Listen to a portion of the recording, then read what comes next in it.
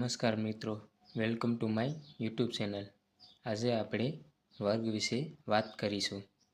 તો અહીં 1 થી 20 સુધીના વર્ગો આપેલા છે, જે તમારે યાદ રાખવા એ ફરજિયાત છે।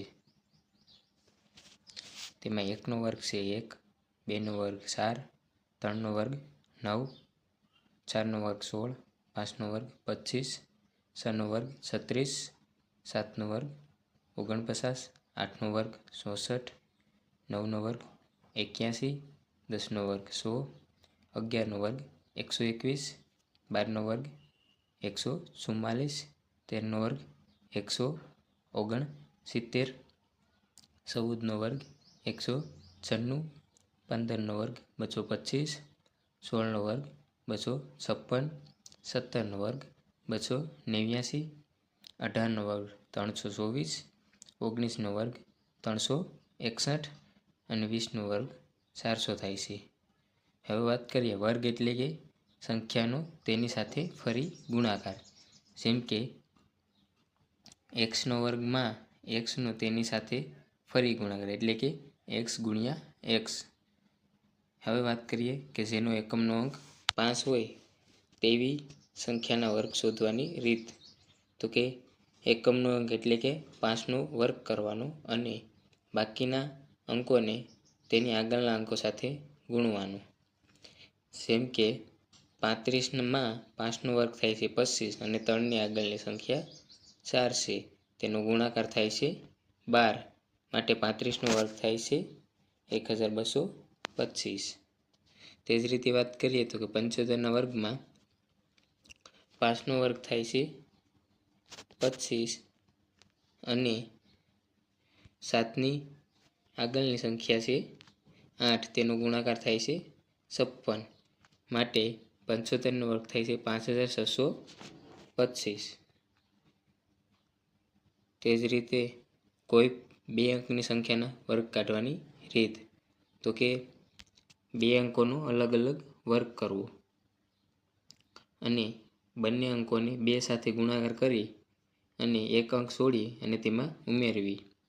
જો વર્ગ કરતા એકમનો અંક એ 1 જ હોય તો તેને શૂન્ય મૂકી આગળ શૂન્ય મૂકી અને 2 કરવા। જેમ કે 32ના વર્ગમાં વાત કરીએ તો 2નો વર્ગ થાય છે 4 અને 3નો વર્ગ થાય છે 9 અને આ 2 અને 3નો 2 સાથે ગુણાકાર એટલે કે 12, તેને એક અંક છોડી અને 904માં ઉમેરતા 1024 બને છે, તે 32નો વર્ગ થાય છે। તે જ રીતે 76ના વર્ગની વાત કરીએ તો 4નો વર્ગ છે 16 અને 7નો વર્ગ છે 49 અને 7, 4ને 2 સાથે ગુણાકાર કરીએ એટલે 56 આવે છે, જે 4916માં એક અંક મૂકી ઉમેરતા 5477 આવે છે, જે 76નો વર્ગ થાય છે। હવે આપણે વાત કરીએ આધાર પરથી વર્ગ કહેવા। આધાર એટલે કે 50-50નો ગાળો।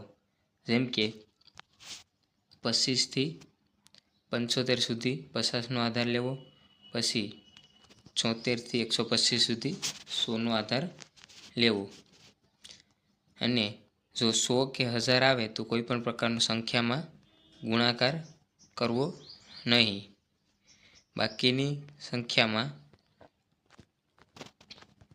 100નો આધાર લેવો। જેમ કે જો 200 હોય એ 100ના 2 ગણા છે, માટે સંખ્યાને પણ બમણી કરવી। હવે વાત કરીએ 100ના આધારવાળી સંખ્યાના વર્ગ। તો કે 96નો વર્ગ।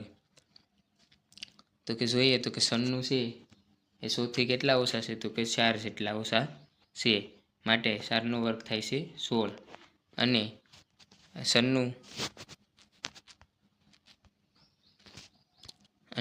96 એ 4 જેટલા ઓછા છે, માટે 96માંથી 4 બાદ કરતા 92 વધે છે, માટે 96નો વર્ગ થાય છે 92, 16 એ 96નો વર્ગ થાય છે। એ જોઈએ તો અહીં એ 96 એ 100થી 4 જેટલા ઓછા છે. માટે 96માંથી 4 બાદ કરતાં 92 આવે છે અને 4નો વર્ગ થાય છે 16.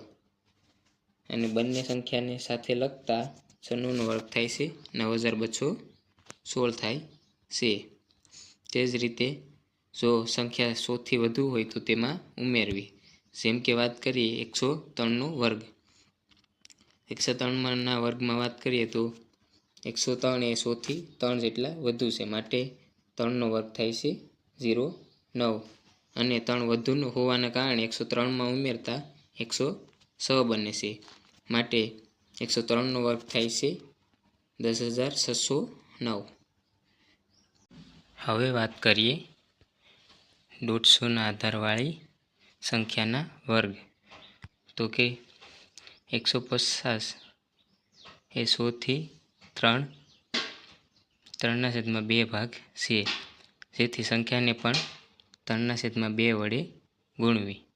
જેમ કે વાત કરીએ 153નો વર્ગ. તો કે 153ના વર્ગમાં 153 એ 150થી 3 વધુ છે.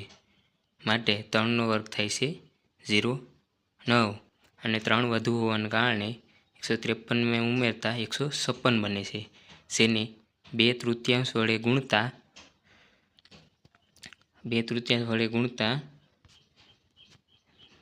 થાય છે 156, 78 દુ 156 અને એને ગુણ્યા 3 કરીએ એટલે 236 આવે છે. માટે બંને સંખ્યાને સાથે લખતા 153નો વર્ગ થાય છે 23,409.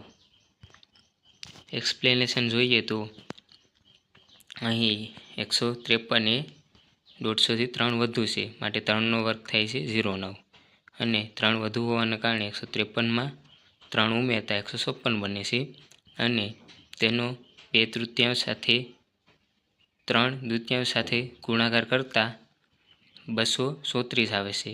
માટે 153નો વર્ગ થાય છે 2,37,009.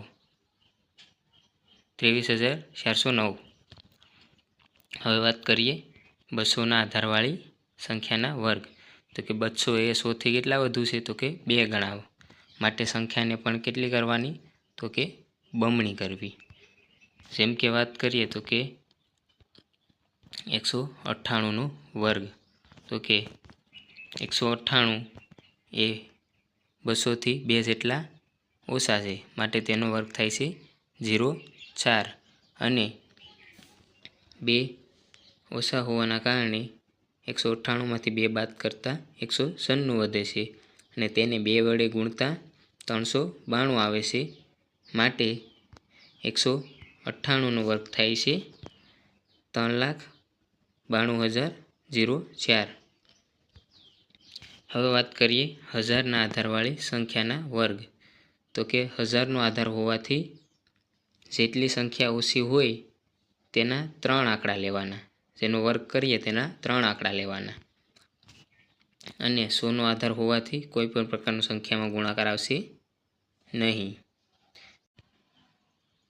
જેમ કે વાત કરીએ તો 998નો વર્ગ. તો કે 998 એ 1000થી 2 જેટલા ઓછા છે અને 2નો વર્ગ થાય છે 4. પરંતુ 1000 હોવાના કારણે 3 આંકડાનો આધાર લીધેલો છે અને 998 એ 2 જેટલા ઓછા હોવાથી 2 બાદ કરતાં 996 આવે છે. માટે 998નો વર્ગ થાય છે 9,96,004 થાય છે. મિત્રો, આ જ રીતે સંખ્યાના વર્ગ એ 100 અને 1000ના આધાર પર ગણી શકાય છે. જો તમને મારા વિડીયો પસંદ આવતા હોય તો મારી ચેનલને સબસ્ક્રાઈબ કરજો અને આ વિડીયોને જેમ બને ત્યાં સુધી શેર કરજો. જય હિન્દ, જય ભારત.